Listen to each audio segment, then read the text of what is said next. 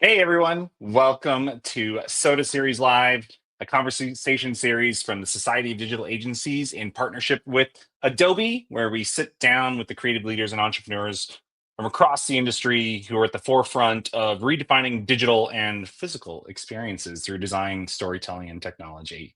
I'm Talon Wadsworth. I'm your host. I'm principal designer at Adobe. Of course, I'm here hosting Soda Series Live. In each of these conversations, what I love the most is I really get to meet with other creative leaders out there in the industry to really kind of explore the intersection of creativity, technology, and leadership with all of these amazing minds kind of across the design industry. Today, I am really excited to be joined by John Roescher. John is a creative leader and founder of a multitude of design efforts.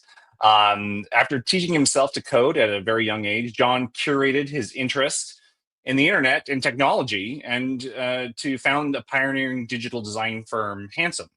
Um, it kind of, and then years later, after developing Handsome, in response to the industry's growing focus on efficiency over originality, John made the daring choice to shutter Handsome to co-found a new design practice, Raw Materials. And he went on to win 2024's D and AD Design Agency of the Year. So we're really excited to welcome John and kind of explore his journey, talk about that transition, and dig into some other things that I think you'll all find very interesting. So, John, it's great to see you. Yeah, likewise, Talon. Jen, I've been so excited for this conversation since we first spoke about a month ago now, I think it was. So yeah, really excited to have you here to learn more about kind of you and kind of your efforts. But let's start. I would like to start by giving a little context, to our audience. Oh, actually, I just remembered. Forgive me, everyone. I'm still going. I've started going solo here on the show. I usually have my partner in crime, Tom Beck of Soda, helping me out, reminding me of all the things that we need to cover.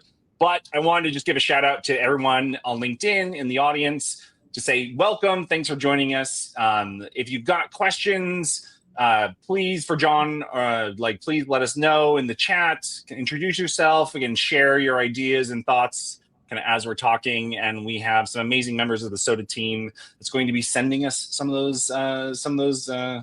that conversation and questions along the way. So please feel free to hop in and join us in the conversation. So John, back to you. Sorry about that. Getting a little rocky to start today. I think I've had a little too much caffeine, but it's a pleasure to have you. Give us a little background, set the scene for us a little bit. Tell us a little bit about kind of your creative journey, just kind of where you got started and kind of what drove your early interest, in design and digital experiences. We touched on a couple of things just in the teaching myself to code at an early age. I think the reason for that was I was very lucky to be, I guess, I would call it kind of junior high age when I was able to get on the internet in a real way. Yeah.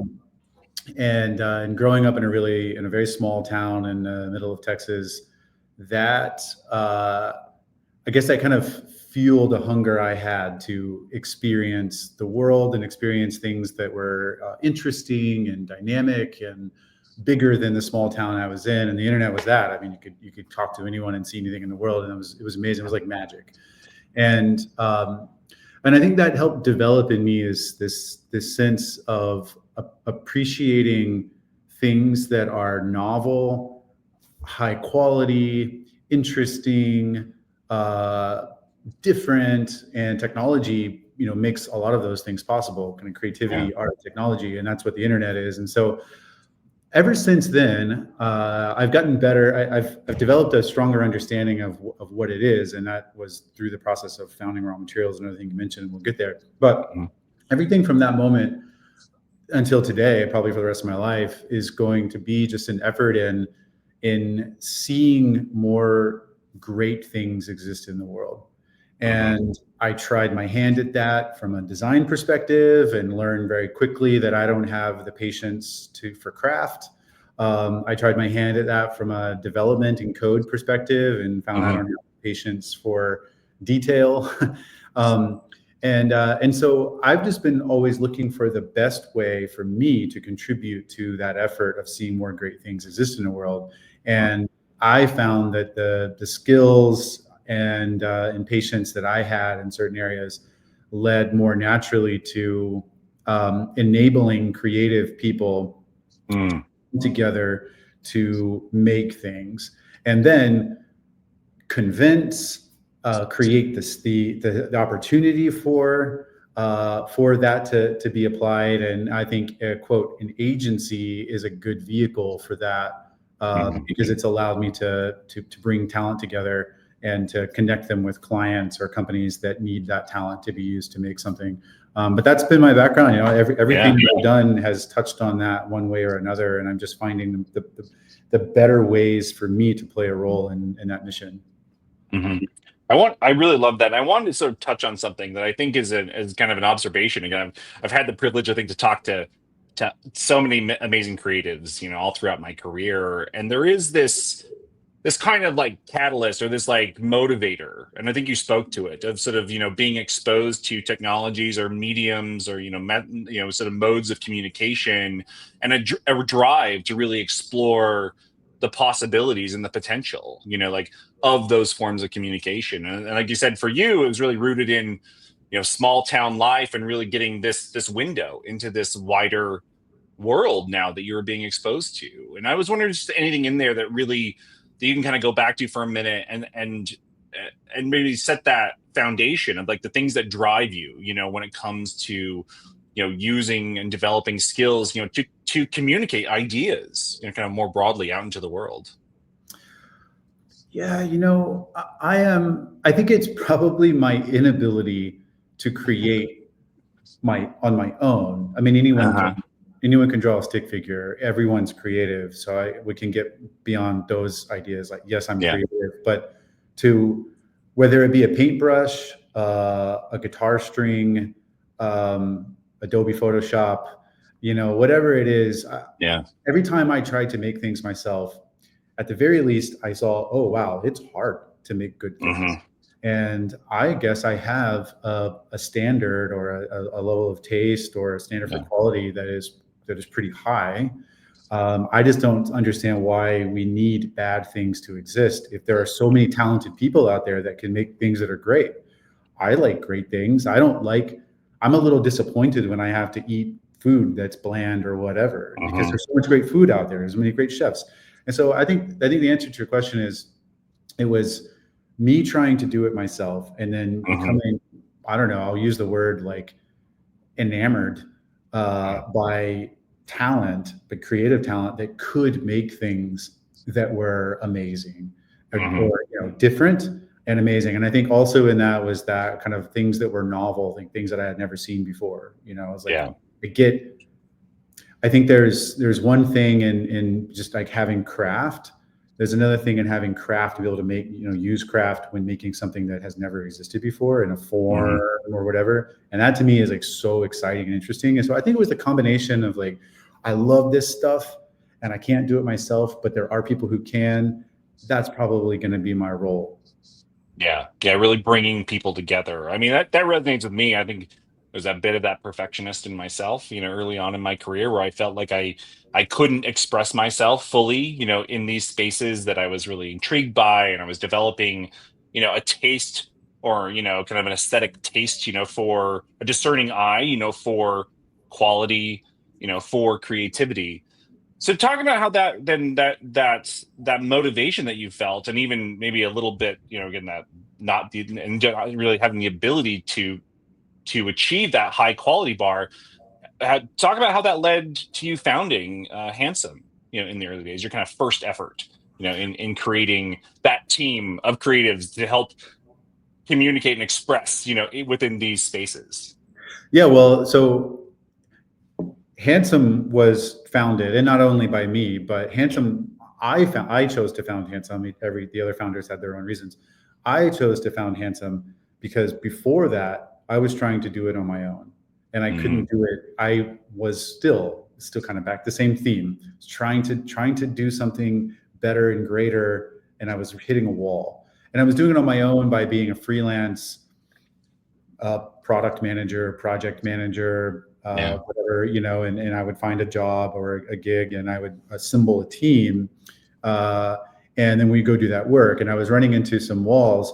One is I didn't know enough to tell the team what to do. I think the other was, um, there's something to consistency of team where you can develop a culture and kind of your own. You're not starting from scratch. I mean, you can get six great practitioners together and do some really good work. But if those Mhm. six practitioners together did the same work over and over again and explored and pushed each other, that makes something even better. You don't Yeah. have that so much in the quote freelance world. And then finally, I was I was unable to sell great design. Uh, Mm. because I think great design, and we probably talk about this, but great design takes a lot of convincing for the people who are paying for it. Yeah. It's counterintuitive, um, and so it's great design is unreasonable. And so I had a hard time selling great design because, and I thought, well, okay, so how do I solve this problem? I need to assemble a team that's consistent, and I need to assemble the team that's better than I am and better than what I can just tell them to do. It's not just order takers, but a real team that's consistent. And I need leverage to convince people who are paying for design to pay for great design. And I thought that a portfolio and a brand, an agency brand, would provide that Mm. leverage. So all those things came together, and I said, "Oh, well, that's an agency. You got a team of people who work Yeah. together over time, develop a culture, and you have a portfolio that then you can use as leverage to convince people to pay for great design." And that's why I started Handsome. That's really fascinating. I mean, because I think that that's a really unique perspective in saying, are these things that I want to do, the ways that I want to do it, how do I assemble the pieces that I need to be able to do that? And I've never heard someone, I think, sort of speak at least in that kind of maybe candor, as it were. Um, so yeah, talk about like your like then with Handsome, did you feel like what did you learn? I think in sort of spinning that up, in trying to sort of sell the package of great design, or at least make it easy for you to convince, or to find clients to do the work that you wanted to do. What did you learn from that experience with And Handsome? I learned a lot. I mean, I learned a lot, a Mhm. million things. Yeah. I think the biggest insight, which clearly had the biggest effect on where I am today, Mhm. was that it's very different to create great work. It's very different to create great work and to create a business. Mhm. Mhm. And I think the learning in Handsome was that the whole world wants you to create a great business, and a business is, the ability to, I guess, sustainably turn $1 into more than $1, to create something of value that people are willing to pay more than it costs you to make, right? And so Mhm. it's business. And I think the whole world wants you to create a great business. All the advice, the world we live in, the economic system we live in. I mean, it's just that's a great tendency. And I think what I learned in that process was why I'm doing what I'm doing. I think Mhm.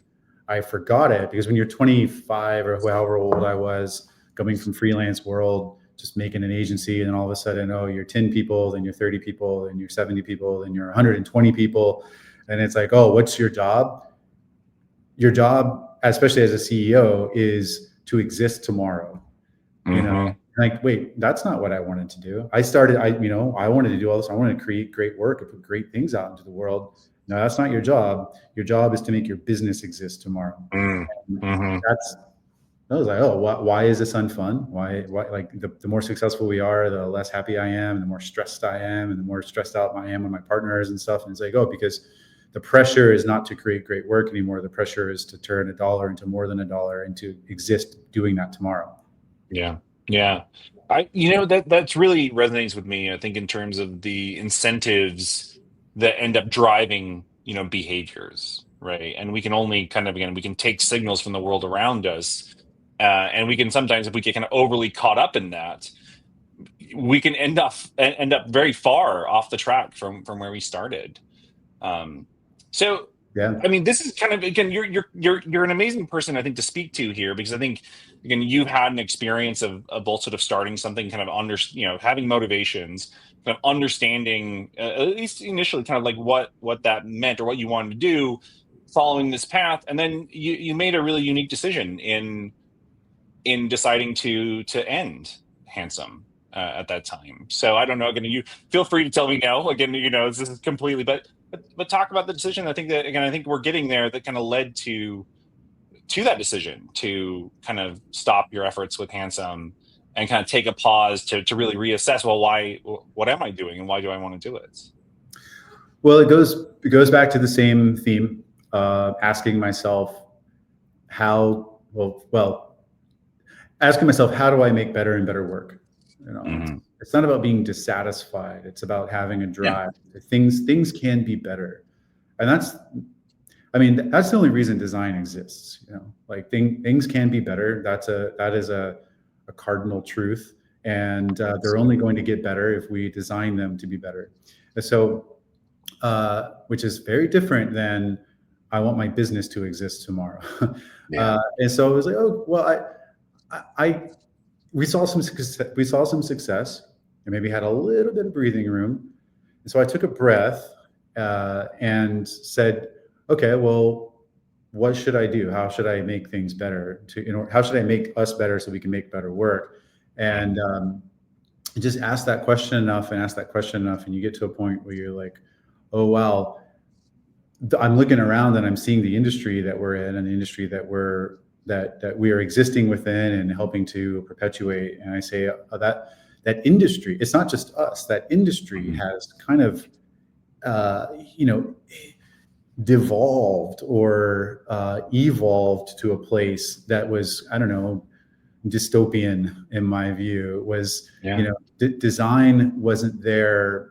Design had lost its impetus to its place in the world to make things better.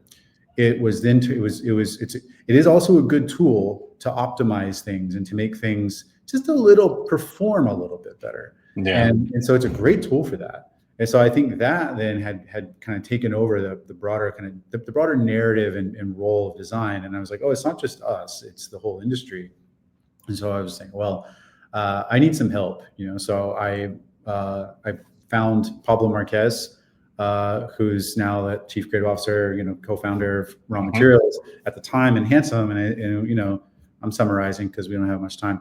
But no worries. Yeah. Hey, Pablo, I love the work you do. I love the way you think about these things. I love what you want to make in the world. We're coming from very different places, but very aligned.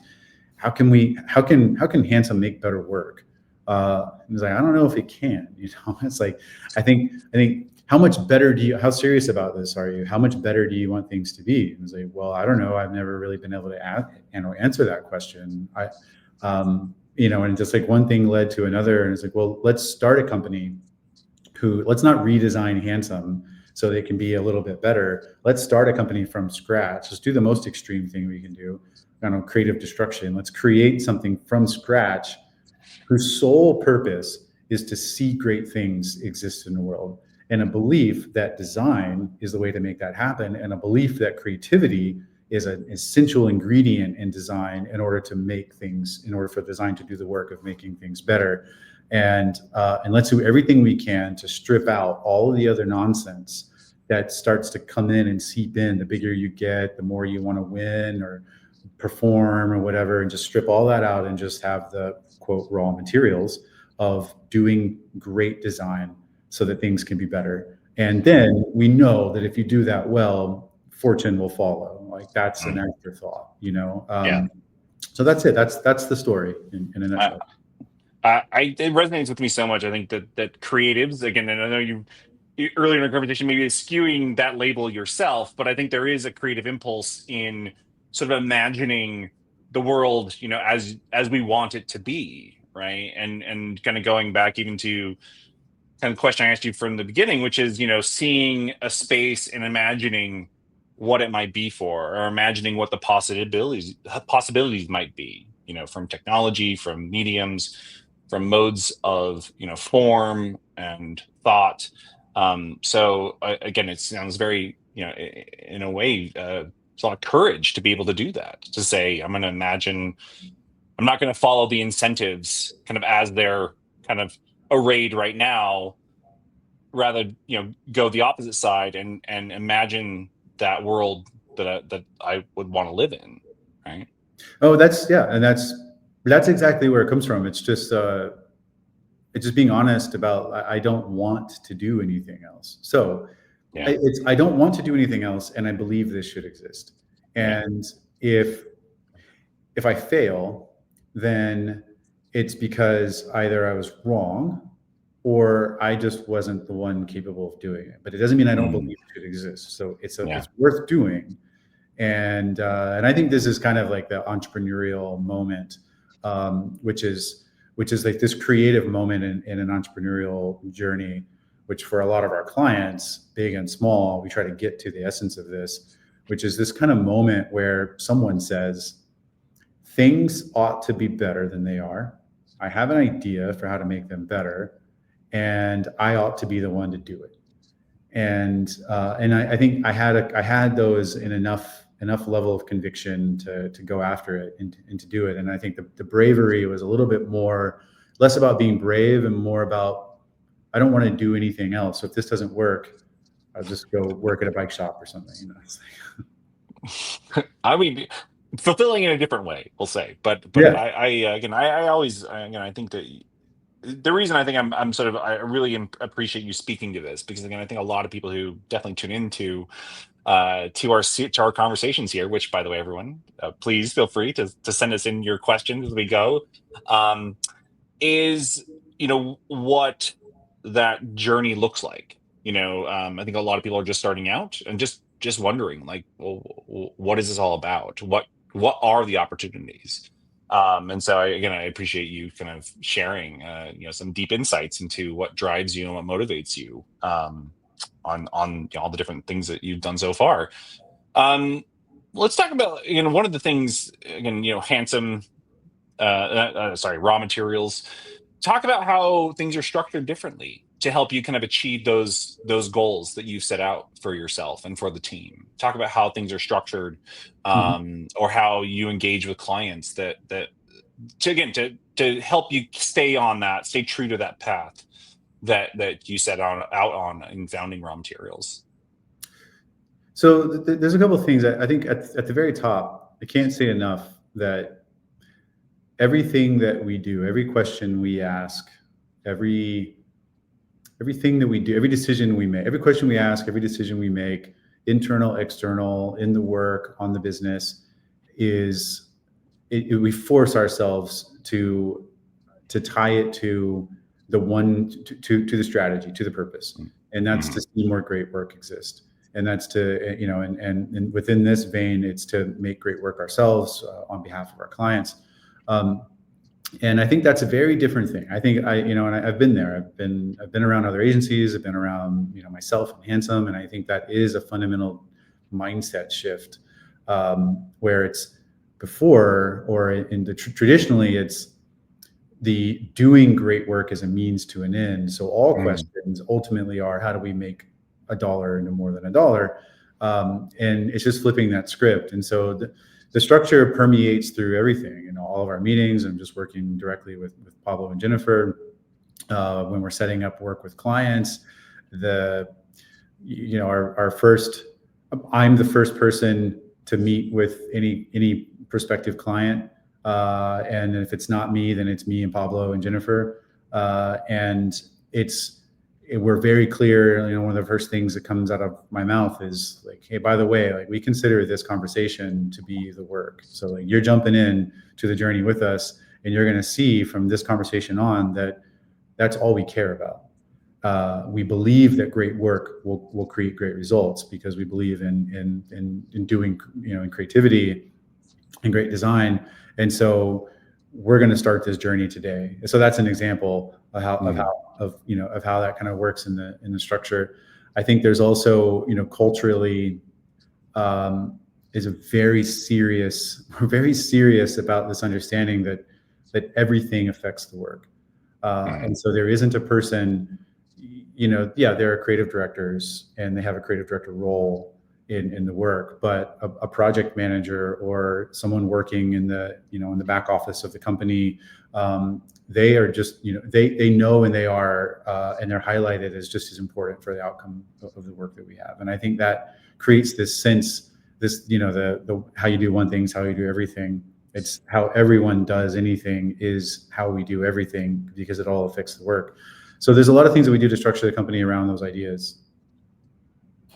That's amazing. Again, it makes me think about the account managers and the project managers that I've worked with over the years, the producers, and the way in which their collaboration, their sort of tight collaboration, impacted the work that I was able to do. As the lead designer, as the creative director, that I was really only as good as the team that I surrounded myself with. And it really sounds like that's been the ethos for you and the team in tackling these projects for clients. Yeah. If it's not a raw material that's used intentionally or purposefully to make great work, then it should not exist in our company. And that's the transactional nature that client agency relationship can take on. It's the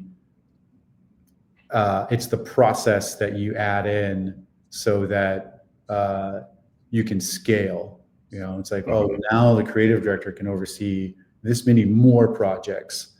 Does that help make the work better, or does it just help you scale? Okay, well, let's find another way. Oh, that's hard. That's going to be expensive. How do you bill for the executive team so that we can maximize? So that we can maximize, or so that we can make the work better? Because if you make the work better, you're going to make more money. You just have to have trust and faith in that statement, and not, and I think there's still different things like that. It's hard. I think at the end of the day, I think that the takeaway is that we make it very hard on ourselves. But doing great things is hard, and I think this kind of goes into the theme of difference as well. I think the whole world is wanting you to be a good business. And a key component of good business is efficiency. And a key component of efficiency is not reinventing the wheel. It's looking at it's implementing status quo effectively. It's finding corners to cut. There are other ways to be efficient, but the easiest way to be efficient is to put pressure on people and to cut corners. To try to do more with less, and that's the goal, And I think that's where we're fundamentally opposite to that. So I'm not saying we're inefficient. I'm saying we have to find ways to be ultimately efficient without the standard kind of tropes of corner cutting, do more with less, scaling, creativity, kind of the things that people are pressured into. I think that's the biggest takeaway is if it's hard, is a good sign that other people aren't doing it because we're naturally tending towards optimization. And if other people aren't doing it, there's a good chance that it's gold. And I think that's kind of back to the difference theme. Yeah. And there is something to be said about again, like going through that hard work and coming out the other side with something that can then stand on its own, right? And can stand maybe against or in contrast to that just kind of sea of optimization, right? Talk about the clients then. If the sort of de rigueur is to get the most bang for your buck, to have the most optimized process to solve this problem by these dates. Talk about that engagement with clients then, and how that contrasts with maybe how things may have been done in your previous life, and how you go about finding those clients, engaging with them. I think so. A couple of things. One is I didn't expect to when we created raw materials, we created the brand. Which we're only 2 years old, by the way. So this is brand Still early. Yeah, what you're seeing is the launch. And I thought we would be in a position to be, because we're going to go fight the good fight, and so I was like, okay, this is going to be really hard. We're going to convince these big companies that have been winning for the last 15 years by using design as an optimization and scale tool to not stop doing that, but to bring creativity and soul back into that is different, which everyone's afraid of because same has been working so well for so long, but that is the greatest opportunity. I thought that we were going to have to go fight the fight, and I was like, I don't know how we're going to do this. Everyone asked me, but everything is geared opposite to what you're trying to do. Like, we know that's great, but we can't buy it. I was like, okay, well, we're just going to go fight the good fight. What's actually happened, and we've done some of that, I think. And I had a strategy on how to do that, and it's still true, and it works, and it's very human centered, but I think the thing that's been surprising is that a couple of things have happened around the same time that we launched raw materials that we didn't expect to happen. One is AI and generative AI, to start, and kind of getting more into the agentic stuff now, but AI. So that's opened up a whole frontier that all the big companies are having to react to. So they're forced to do things differently.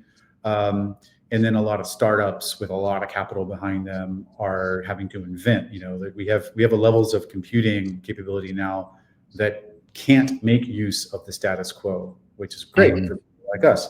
And the other thing that's happened is the general kind of movement in bringing investment and entrepreneurialism back to the industrial space, which creates several frontiers that need big, bold thinking.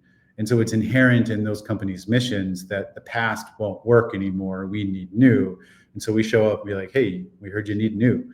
That's what we do. And it's like,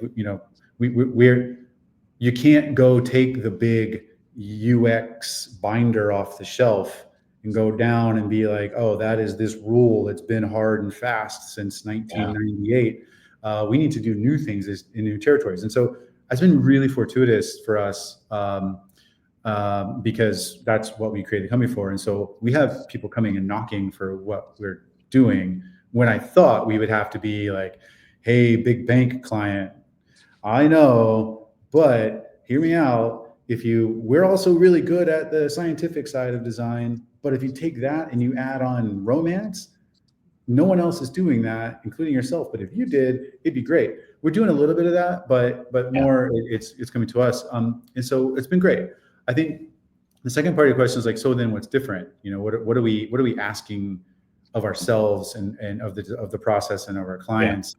And I think I'll say there's three things. The third is I always feel a little weird talking about it, but the first thing is being very serious about the goal, because I think that's I think that's one of the first things that when we kind of harp on status quo and sameness and things like that. I think the reason why is that design has been given, and of course I'm generalizing, please, like there are so many great examples out there that break this. I'm unfortunately, if I averaged what's happened, we're in a state of what I'm describing. It's the non-average people that are doing great things, and we want more of that. Okay. So, but when I'm generalizing, design has been given a goal that is really small and specific, instead of given the goal of, we need, a big kind of business goal. It's given a goal of optimize this thing. Our checkout flow should perform a little better, but don't break any rules. And so it's just getting a clearer, bigger goal that everyone, that client's boss and us in one whole kind of thread have full conviction over. Like, look, brand is a role, law is a role, okay, but we really want ideas on how to solve that goal. So the goal thing has been the biggest thing, not requirements, goal. And start at goal, don't start at requirements. The next thing is room to explore. And I think I'm basically just describing the creative process, which again, I think the problem is that design and creativity kind of taken away from it, the creative process. what's the goal? What are we trying to do here? And then what's our strategy in order to do that? And then a strategy creating a brief, and a brief then says, hey, creative team, go and find all the ways that we could possibly achieve that goal according to this strategy that everyone feels really strong about. Not just the obvious path. In fact, let's just get that out now. Yeah. Let's go explore novel, interesting ways that are better than what anyone else has done before, including ourselves. That's the difference. And I'm very simply just describing the creative process, but that's the difference, is those like fundamentals of the creative process, kind of goal first, and then room to explore according to a great tight brief. And then I think the third thing is craft. And wrapped into that, there's taste, there's ability, and I think I'm a little less. I mean, I'm very concerned about taste, and I think it's important. Some of this I was like, that should be just inherent, like obvious to this process. But I think when I said earlier in this conversation that great design is unreasonable, I think craft to an unreasonable degree, I think, is like pushing things to that level is the other thing that is different. You have a novel idea that you were free to come up with, like that already is going well beyond what the general kind of mandate for design is.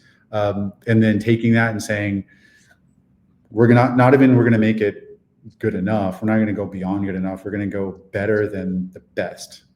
And some companies, Apples of the world, for example, haven't necessarily leaned so hard into the completely novel idea territory. They've leaned into taking things to an unreasonable degree. And so I think the combination of those three things that's the idea, and that's what makes great work. There was something in what you were saying in terms of the ways in which design more broadly has kind of bought into the optimization, as a way, again, the incentives being to make money, right? We're going to do the thing that we're being asked and do it, in the same ways that the predictable ways, right? Optimization leads to predictability, right? And that's being highly prized.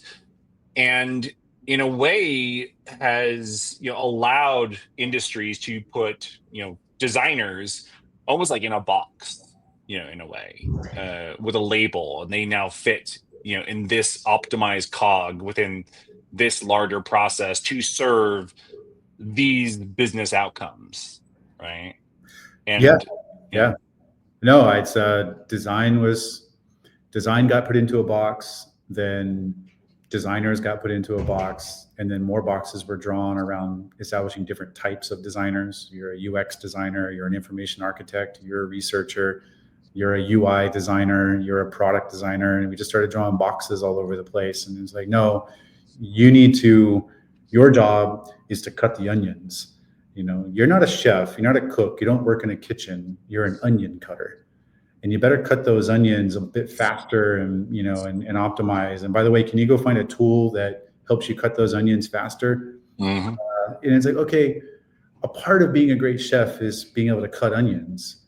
That's not what I'm saying. It's drawing a box around it that then the incentives, to your point, reinforce that box. And then we're all just stuck in the box, and design is stuck in the box, and I think that's a great way to put it. Yeah. And I mean, again, we, in a way, teeing up the automation, to the robot, there were the onion cutting robots, right? So to replace that.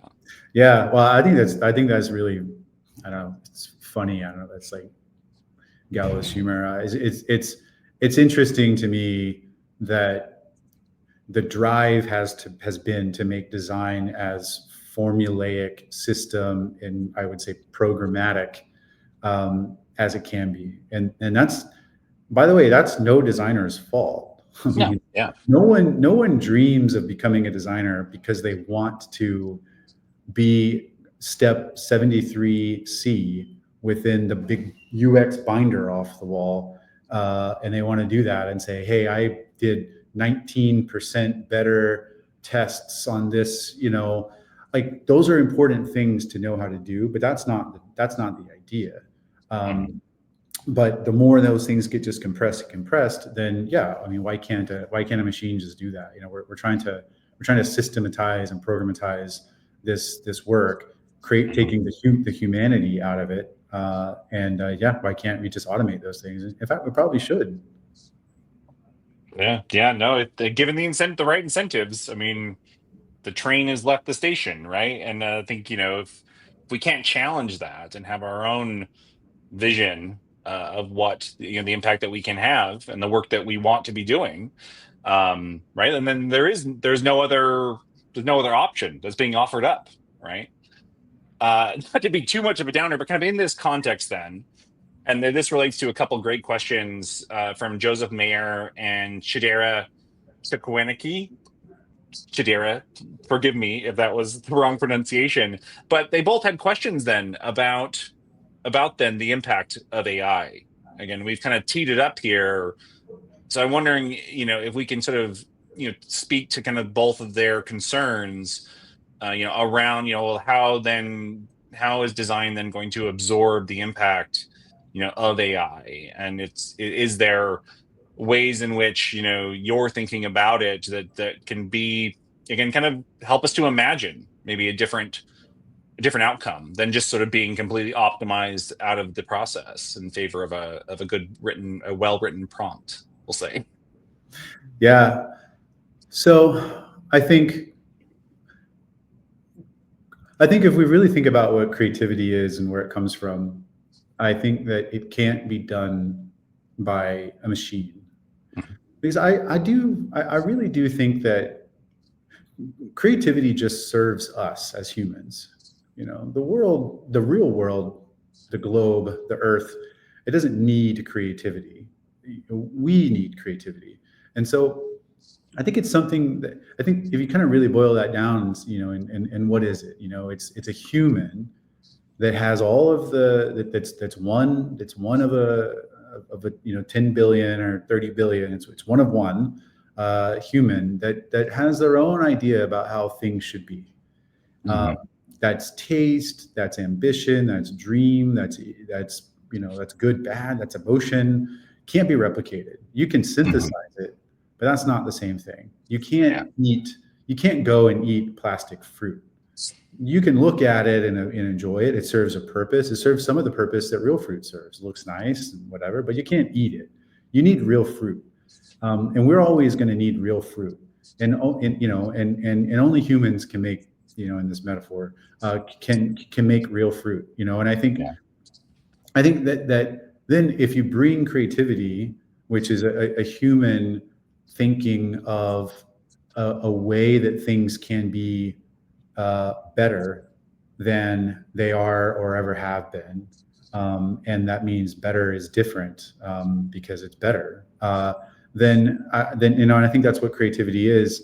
Then I think humans always going to have a role, and um, I think that as long as that's the role of design, as long as that's involved in the role of design, it Yeah. maybe maybe the problem that I've been talking about the whole time starts to kind of become solved, where the corporations start to say, oh, who's cheaper, and we've been trying to get humans to do design more formulaic and cheaper and more optimized, and just follow the book and just do the status quo. There's a way, just do the way. And maybe they say, hey, who's cheaper and faster at that? Machines. Cool. But we still want novel ideas that Mhm. express our essence in a way that humans can understand them and feel them, so those humans can buy our products from us. And we're kind of failing to do that with machines, because I think we will. And it was like, hey, who can do that? Great storytellers, great emotion people who can kind of define the undefinable and Mhm. communicate that in a way that creates emotions and does the unreasonable thing that everyone ends up loving. Like, that is the role. And hey, by the way, like, that's always existed. That's what design was meant to be. Um, and so I think that's the role. So I think within Yeah. that, it certainly helps. It certainly helps to become familiar with the tools, but I think it also helps to stay kind of familiar with the analog ways of doing things, to bring the craft and to know why. Uh, to know why brushstrokes look a certain way. Like we can paint, and we've been able to paint in Photoshop and Illustrator for a very long time. But there's something, you're not going to be a master unless you know why that synthetic brushstroke looks and lays the way it looks, and the effects it has, and the whole composition. I think that same kind of thing, if you're designing UI for software or you're designing a film, I mean, I think those same kind of craft ideas, it's that kind of emotional thing. And I think only humans can do that. Yeah. And yeah. Hopefully that's I love that. where we can get more practical and all that. But I think like that's the answer. It's like fall in love with your work. And like then that love is that emotion. Like fall in love with your work. It's super passionate, in love with it. And there will be a market for it. I think there'll probably also be a huge market for the synthetic stuff, but no one wants to eat plastic fruit. And I'll leave it like that. Very well said. I love the metaphor. There's no nourishment there, right? There's nothing that we can't subsist or sustain ourselves on that alone. So, and I really like how I think you were centering that that we need creativity, individually, right? And then that ladders up collectively to the ways in which creativity drives culture, right? And that culture is not synthetic, ultimately, right? Like the culture is never going to be where the majority of that synthesized or optimized content is, right? Well, I think another good thing is like culture and people are unpredictable ultimately. I mean, we can find patterns. History repeats itself. We have some tendencies about us, good and bad, but we're ultimately unpredictable. And even the smartest people in the world try to achieve some success at predicting that unpredictability. But the harder you try to make humans do something, the more they do something different. And it might take a generation, but it's the creativity in people that say, oh, you know what? Those rules, those are kind of funny. I'm going to paint those rules and make them apart, and then all of a sudden culture is like a caricature of the rules, and then everyone laughs about the rules. I think that's a natural tendency that humans have. And so creativity, even in a commercial sense, is just trying to get that humanity out. And so there's no way computers can do that. They can synthesize it, but all they're really trying to do is just trying to synthesize or summarize, or maybe try to predict at some degree of success. It's within it's a very low percentage of success in trying to predict these things. The real answer is always going to be human creativity. And so there's always going to be a need for that.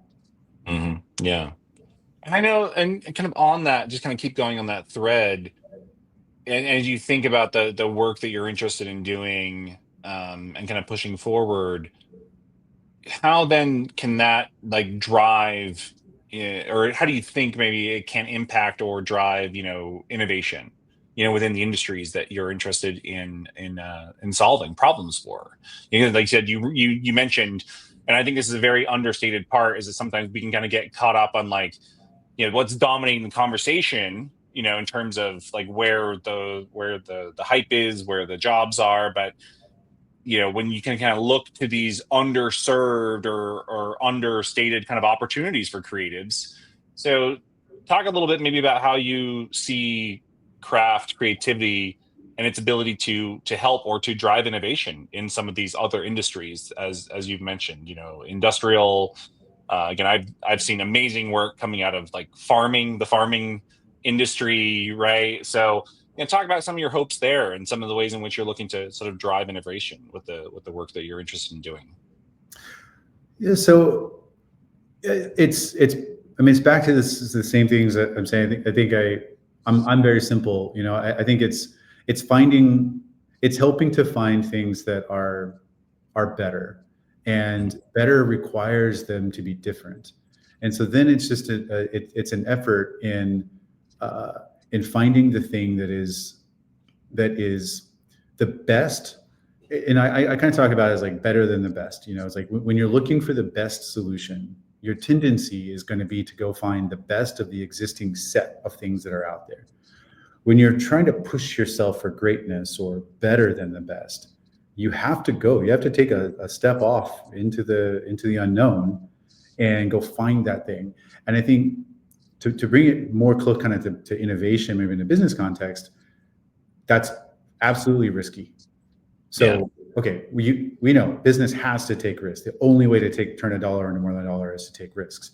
And so then it's all an effort in trying to de-risk or be calculated about that risk. And so then we bring back in the rigor of, this is where it's like, oh, we've come full circle. We're doing user research. We're doing validation testing, evaluative testing. We are we're planning things in cycles so that we can kind of test and iterate as we go. We're not throwing the baby out with the bathwater. I think that's a bit of a misunderstanding about what raw materials is. Yeah. It's as much rigor as it is romance. It's just the romance side is how you can come up with things that are different than what existed before. And so I think how it's driving innovation I mentioned those kind of two kind of flavors of companies we're for: the big incumbents, the big tech companies, or the big banks and big media companies. It's almost like we're bringing more rigor to the table so that we can have more romance, because it's the only way to get a giant company to adopt and buy into more, explorative, innovative things. And so it actually has a really good role in innovation in bigger companies. And then for the new industrial companies, I think it's kind of inherently built in, because they are big ideas. Like, it's fundamental to why they exist is to change the way things are. They're going into new frontiers. No one has designed interfaces for waterway-based logistics in the United States. New boat form factors, new software that shippers and logistics companies need to use, that now have an obscene amount of compute capability, so we can be more AI driven and things like that. No one's ever done that before, so it requires this.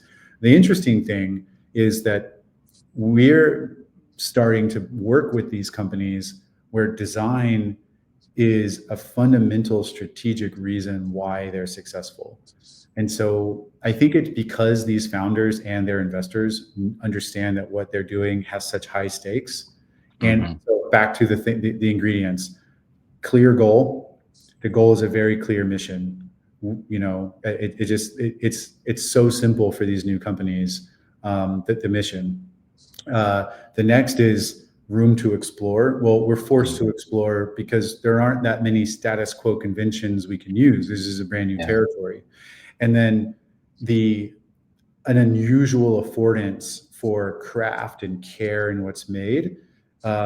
These people believe and understand that what they're doing is extremely important, not to sell more seats in a soft sales software, but to help the world not overheat and consume itself and die, to help peace happen in the world, help economic prosperity for the most vulnerable people in the country. And so they know the mission is important. So there's never a good enough is good enough. It's like, no, we're going to the moon. And so I think it has those ingredients built in. And so naturally, I'm surprised and I'm really happy that naturally design has elevated to a fundamental strategic imperative for a maritime shipping logistics company. And that would have never happened. That's just not the case in the industry before. And so I think that's been a really interesting thing to see. Yeah. I think that's an amazing place to kind of wrap up our conversation today. And I actually just wanted to give Joseph Mayer, who asked the earlier question, he had a follow-up. And I think, Joseph, if you listen to what I think John was saying in terms of, how do we push back against the optimization, against the status quo, to develop your craft, to apply that rigor, and then to aim high in terms of, your creative goals and outcomes, and that you'll find a resonance in those industries and those clients who see the strategic value, in charting new paths and utilizing technologies in new ways. And there's going to be a role for creatives, in those places. So. All right. Well, John, I mean, it's such a pleasure. Thank you so much for, again, just your candor and your willingness to share, and just be so very honest about the things that really drive you, and continued success with raw materials. I know it's been a short time, but I'm excited to see where you take it. So thank you so much for joining us. Yeah, thanks, Talon. Appreciate it. Great conversation. No, it's a pleasure. All right. Thanks, everybody, for joining us. We'll be back in a couple of weeks with another great conversation. Again, if you have any thoughts, any questions, any additional questions, feel free to hit us up on LinkedIn or any of the social platforms. And then keep an eye out. We will have this up, well, archived here on LinkedIn, as well as an addition on the podcast feed. So go look for us there. And thanks for joining us. So